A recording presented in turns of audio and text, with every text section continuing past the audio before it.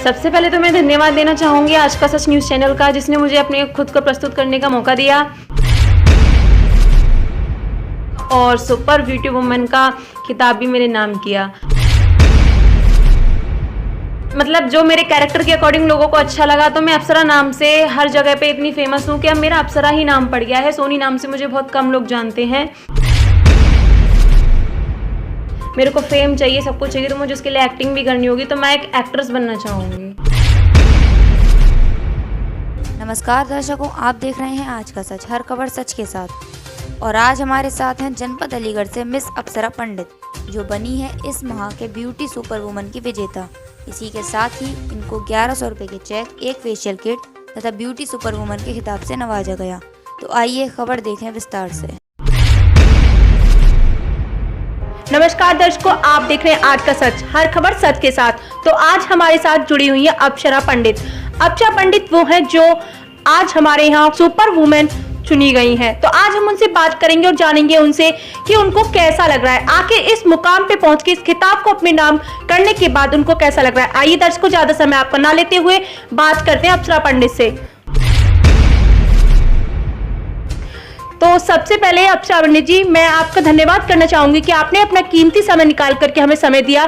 तो मैं जानना चाहूंगी कि आपको कैसा लग रहा है और हमारे दर्शक जो आपको देख रहे हैं, आप उनसे क्या कहना चाहेंगी। सबसे पहले तो मैं धन्यवाद देना चाहूँगी आज का सच न्यूज़ चैनल का, जिसने मुझे अपने खुद को प्रस्तुत करने का मौका दिया, और सुपर ब्यूटी वुमन का खिताब भी मेरे नाम किया।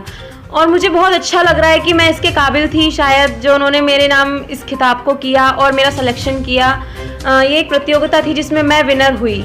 बाकी मैं दर्शकों से यही बोलना चाहूँगी कि आगे बढ़ते रहें, जैसे भी हो, जहाँ भी हो, कोई भी अवसर या कोई भी चांस ना छोड़ें। स्पेशली लड़कियां जिनके लाइफ में वैसे ही बहुत सारा स्ट्रगल होता है, अगर कोई भी ऐसी चीज़ें आती हैं उनकी लाइफ में जिससे उनको खुद को दिखाने का कोई मौका मिल सके, तो उसको नहीं छोड़ना चाहिए, क्योंकि वो मौका कुछ ना कुछ देख के ही हमारी लाइफ में आता है, और फिर उस मौके का हमें पूरा फ़ायदा उठाना चाहिए, क्योंकि हमें खुद को साबित करना है, क्योंकि हम लड़कियाँ हैं। अच्छा अप्सरा जी, मैं आपसे जानना चाहूंगी कि मतलब जैसी चीजें होती हैं सामने वाला खुद पहचान लेता है। मैंने देखा है कि आपका नाम अप्सरा है, जहाँ तक कि सुना है कि आपका नाम सोनी है, लेकिन आप अप्सरा नाम से ज्यादा जानी जाती हैं। तो जैसा नाम वैसा काम, ऐसा मुझे भी लग रहा है। बाकी आपने खुद भी प्रस्तुत बताया है कि आपने जो प्रस्तुति दी है, ठीक है, और आपको यहाँ तक आपने बहुत सारी सोच की है। मैं जानना चाहूंगी कि आपको यहाँ तक का जो सफर है, उसमें सबसे ज्यादा सपोर्ट किसका मिलता है।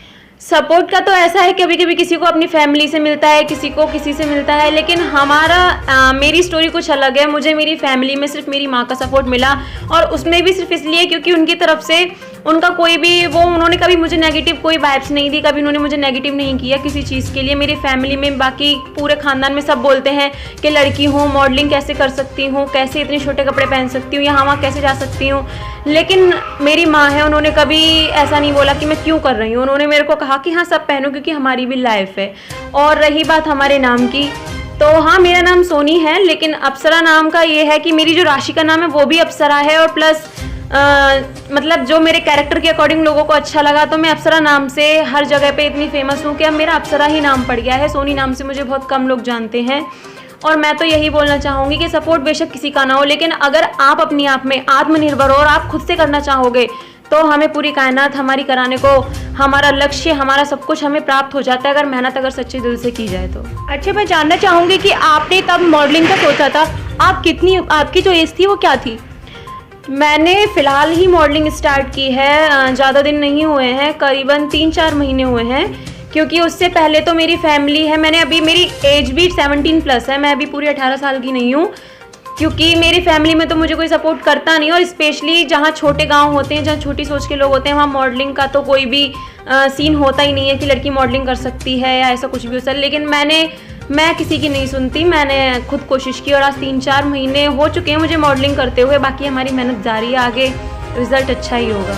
3-4 महीने में अलीगढ़ के अंदर आपने कोई शो किया है, और अगर शो किया है तो आपको उस शो में कभी सम्मानित किया गया है। जी, मैंने अलीगढ़ में 2-3 शो किए हैं, और उन 2-3 शो में मेरे को अवार्ड भी मिले हैं, प्लस सर्टिफिकेट भी मिला है। मैं फर्स्ट रनर अप भी रही हूँ। इधर गोमती रिजॉर्ट है, इधर सूत मिल चौराहे के पास, उस रिजॉर्ट में शो किया गया था।